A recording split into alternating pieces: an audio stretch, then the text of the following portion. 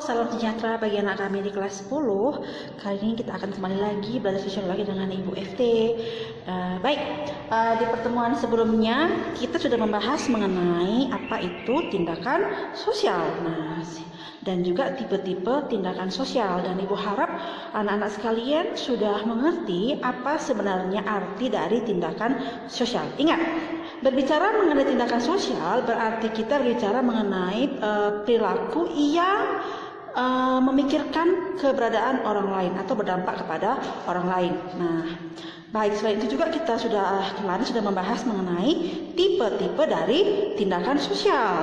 Ada tindakan afeksi atau afektif, ada tindakan berorientasi kepada nilai, ada tindakan instrumental, dan tindakan tradisional. Dan itu juga sudah Ibu jelaskan di pertemuan sebelumnya.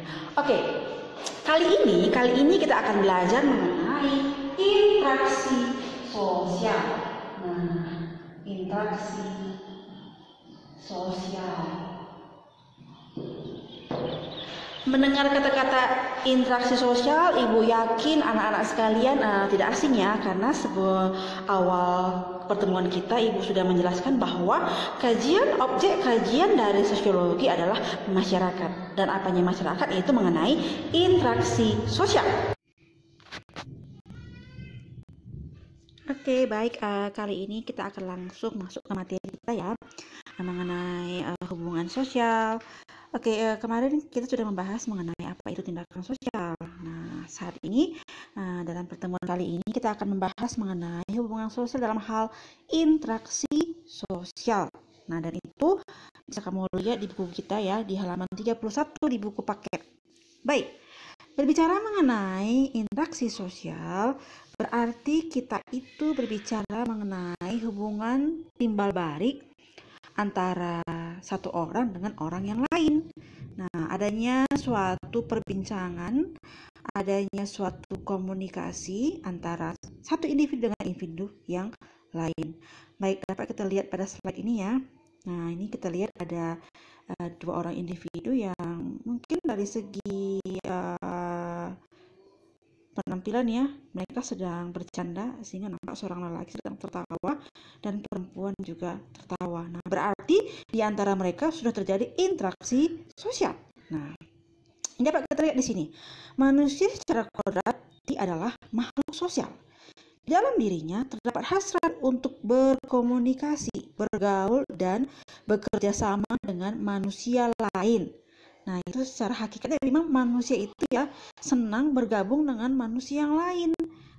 Karena manusia tidak bisa hidup sendiri. Manusia adalah makhluk sosial. Karena itulah interaksi dengan orang lain merupakan kebutuhan mendasar dalam diri manusia. Jadi memang kalau memang seharian atau ya dalam waktu yang cukup lama kita tidak pernah melakukan interaksi baik secara langsung maupun tidak langsung kepada orang lain, ya mungkin kita akan merasa kaku ya, atau merasa ya bisa depresi karena tidak ada ya saluran ataupun ya orang-orang yang bisa kita ajak untuk ya saling bertukar pikiran. Jadi memang interaksi ini sangat penting dalam berinteraksi sosial. Baik, sekarang kita masuk ya ke syarat. Ternyata dalam melakukan suatu interaksi ada syarat. Ada beberapa syarat, ini ada dua secara garis besarnya. Syarat terjadinya interaksi sosial, harus ada kontak sosial dan komunikasi. Apa beda kontak sosial dan komunikasi? Berbicara mengenai kontak berarti ada sentuhan ya, sedangkan komunikasi berarti ada ya pertukaran makna antara satu individu dan individu yang lain atau pemberian makna. Jadi sebenarnya kalau hanya kontak sosial saja tanpa ada komunikasi, terjadi nggak interaksi sosial? Tentu tidak. Memang terjadi tapi tidak optimal. Makanya ya, oleh sebab itu kontak sosial dengan komunikasi harus sejalan. Baik, sekarang kita lihat ya sifat-sifat kontak sosial. Ada apa katanya? ada dua, ada yang bersifat positif dan ada yang negatif. Nah, memang ya akan kita pelajari ya dari segi jenis-jenis interaksi sosial. Ada interaksi itu ya atau bisa mengarah ke hal yang negatif, bisa mengarah ke hal yang positif, dan itu akan kita pelajari di pertemuan berikutnya. Nah, baik, ini mengenai kontak sosial. Kontak sosial dapat bersifat positif dan negatif. Kontak sosial positif mengarah pada kerjasama, sedangkan kontak sosial negatif mengarah pada konflik ataupun pertentangan. Nah, memang iya ya, apabila kita kontaknya itu tidak bersifat ya sentuhan tidak bersifat membangun, maka ya akan mengarah ke konflik. Tapi apabila sentuhan itu bisa mengarahkan ke hal yang positif, ya akan mengarahkan atau terjadilah kerja sama. Nah, baik, kontak sosial dapat bersifat primer atau sekunder. Kontak sosial primer terjadi ketika para peserta interaksi bertatap muka secara langsung. Itu apabila primer. Nah, sedangkan kalau dia sekunder ya mungkin dengan media. Nah, baik, itu mengenai kontak sosial. Nah, berikutnya kita akan berbicara mengenai komunikasi. Nah, apa tadi? Komunikasi berarti adalah proses di mana suatu ide dialihkan dari sumbu kepada suatu penerima. Berarti ada suatu pertukaran makna dari satu individu dengan individu yang lain. Baik, kita lihat dari komunikasi, ternyata komunikasi itu mempunyai beberapa unsur-unsur pokok. Nah, yang pertama adalah komunikator, yang kedua adalah komunikan, yang ketiga adalah pesan, yang keempat adalah media, dan yang kelima adalah efek. Nah, mungkin di buku paket tidak ada ya, tapi di sini Ibu akan sedikit menjelaskan makna dari masing-masing unsur-unsur pokok dalam komunikasi tersebut. Nah, baik, di sini kita lihat ya, yang dimaksud dengan komunikator di situ adalah pengirim atau ya orang yang memberikan sesuatu isyarat kepada orang lain atau sender. Nah, sedangkan komunikan atau receiver adalah pihak yang menerima pesan dari sender.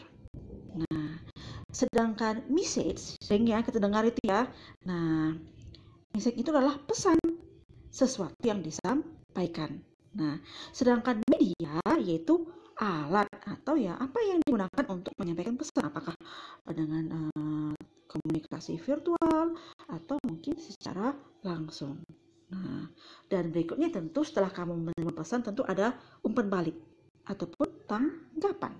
Nah, itulah mengenai unsur-unsur pokok dalam komunikasi. Nah, jadi Ibu harap ini kamu harus tahu ya nakku ya, biar pelajaran kita ini bisa berjalan dengan baik mengenai interaksi sosial. Oke, selanjutnya kita akan belajar mengenai jenis-jenis interaksi sosial. Nah, kalau dalam buku ya bisa kita lihat seperti yang sudah kita singgung bahwa macam-macam ataupun jenis interaksi sosial sebenarnya ada secara ini ya, ada primer dan ada sekunder. Nah, kalau primer berarti secara langsung seperti tatap muka, bersalaman, saling senyum. Nah, sedangkan sekunder berarti ya melalui media, baik itu secara langsung ya bisa melalui telepon. Nah, kalau sekunder tidak langsung berarti memerlukan ya misalnya titip salam atau memakai kalau dulu ya masih memakai pengiriman surat melalui pos misalnya. Nah, selain itu kita juga bisa lihat ya macam-macam interaksi itu ya tentu ya antara individu dengan individu, saya dengan satu orang individu, antara interaksi antara individu dengan kelompok, ibu dengan anak kami di kelas 10, dan antara kelompok dengan kelompok. Berarti antara 10 IPS 1 dengan 10 IPS 2 atau 10 IPS 2 dengan 10 IPS 3. Nah, itulah sedikit mengenai ya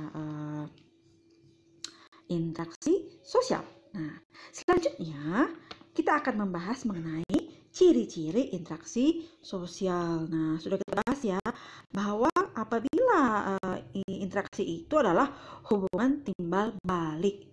Nah, antara individu dengan individu, individu dengan kelompok, dan kelompok dengan kelompok. Nah, berarti apabila terjadi interaksi sosial, berarti jumlah pelakunya harus lebih dari satu.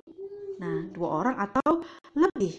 Nah, yang kedua, adanya komunikasi antar pelaku dengan menggunakan simbol atau lambang. Nah, dan yang ketiga, adanya suatu dimensi waktu.